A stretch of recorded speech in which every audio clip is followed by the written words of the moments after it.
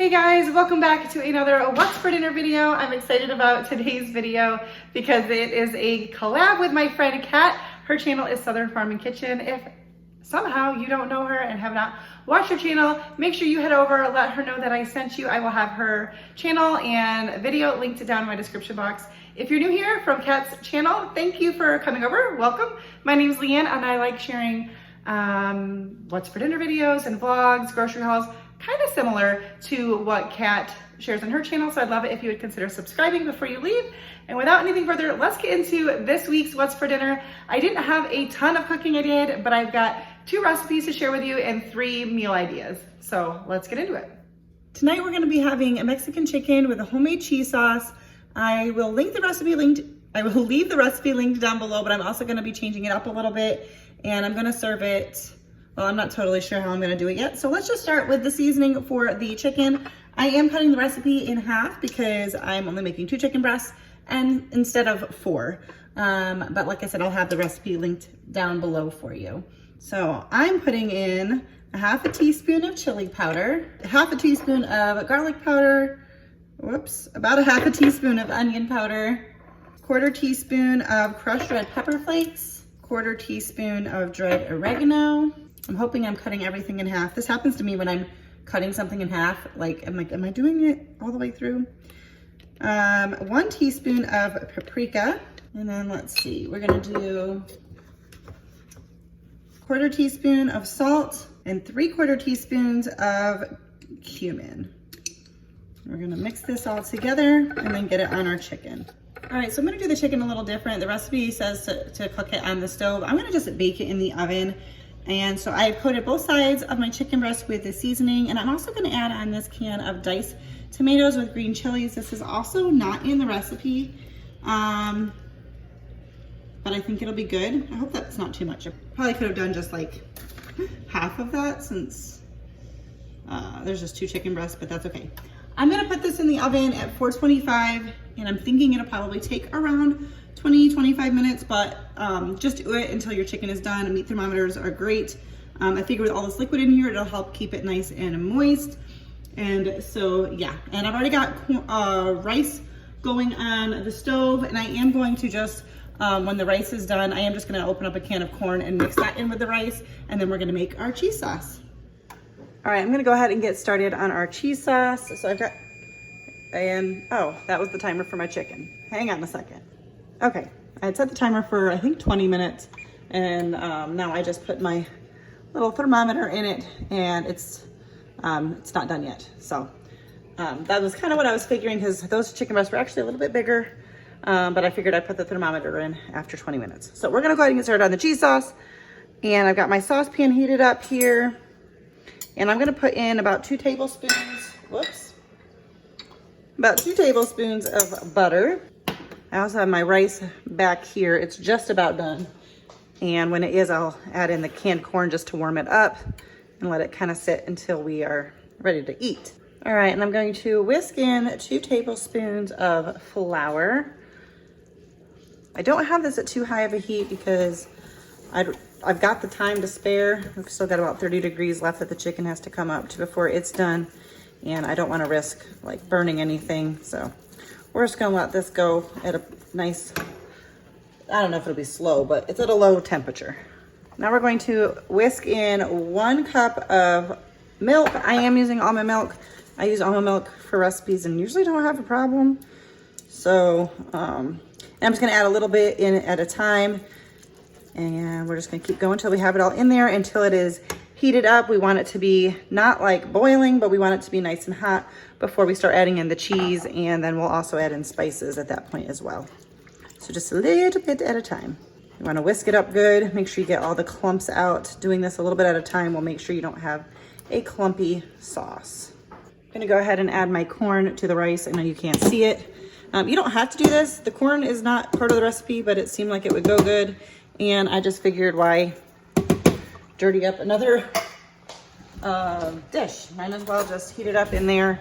And I'm actually going to take this off the burner and move it to, I have a warm zone burner, and I always forget about that and actually don't usually use it, but I'm going to move this rice over to my warm zone. All right, so I've got all of our milk whisked in, and I can tell it's warm because there's some steam coming off.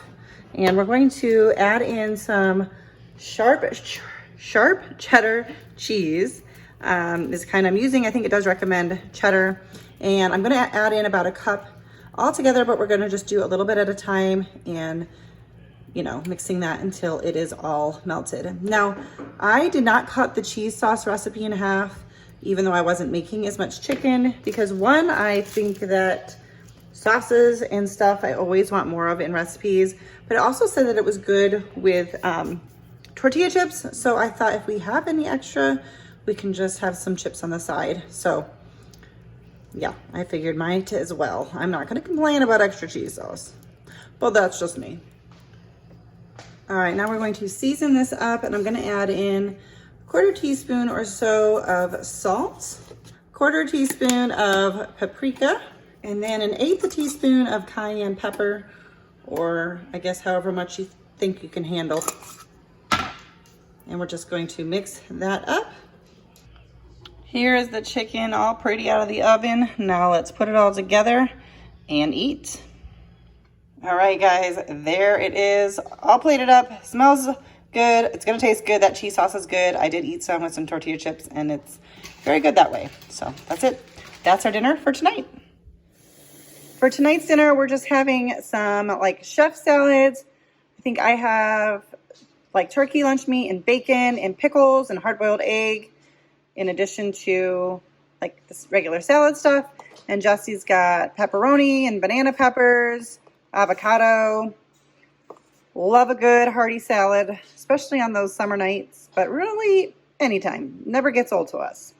So for tonight's dinner, we're gonna be making spaghetti pie. I saw this recipe on Jessica O'Donoghue's channel. If you do not know her, you should go over and check her out. I really enjoy her videos. I was gonna say her and her husband's videos. It's her channel, but he makes an appearance often. In fact, this recipe is one of his, and they shared it, well, they've shared it many times, but they shared it recently in a favorites video, so I will have that linked for you as well.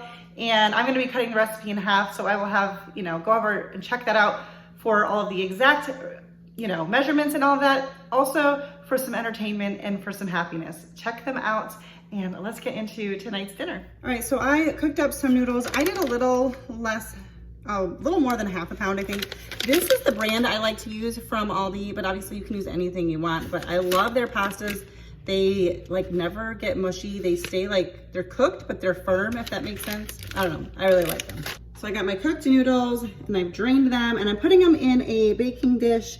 We are making just a like 8x8 or 9x9. Yes, I'm using my hands here. Probably don't want to reach my hand in there, it's gonna get hot. Anyways, I don't know, I might have done too much pasta. I don't know.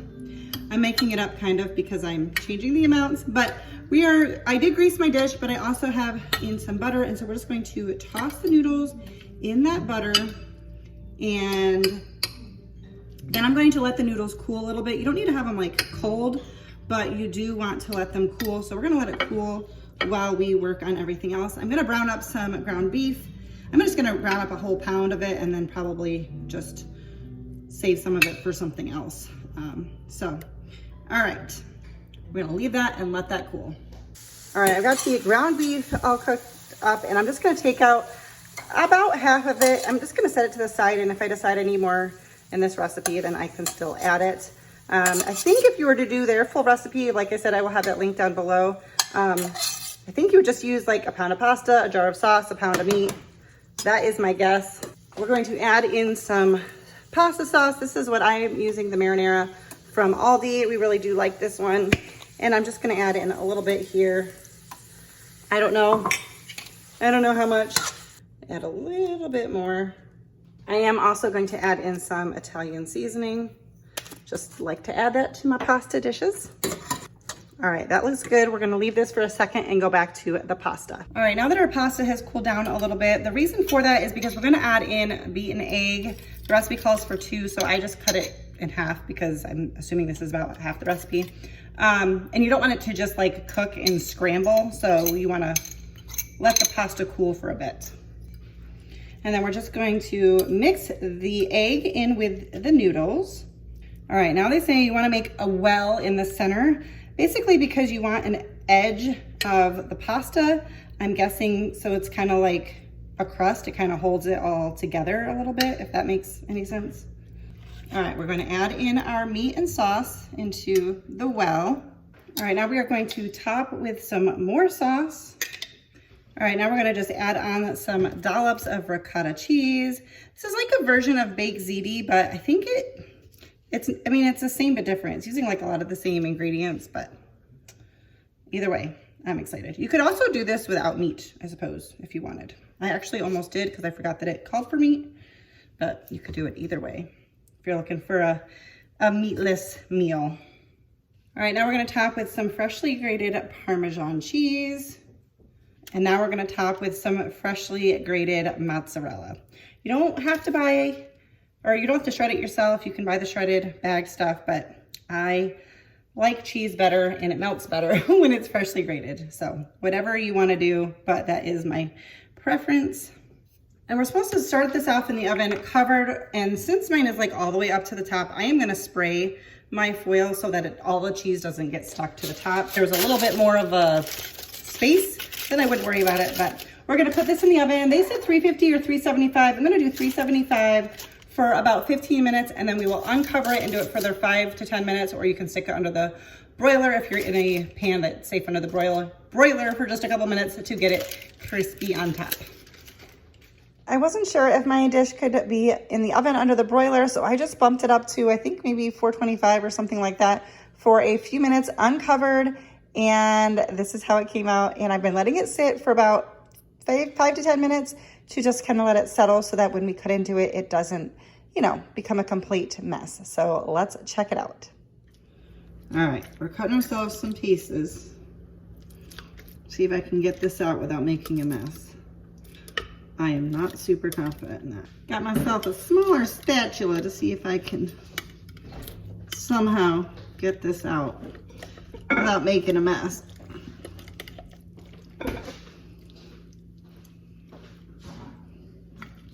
Not bad. And there it is. We're gonna have this alongside of some side salads, and that is what's for dinner tonight. All right, guys, that's gonna do it for today's video. Don't forget to go over and check out Katt's channel and her video if you haven't done so already, if you are not already been there before you came here.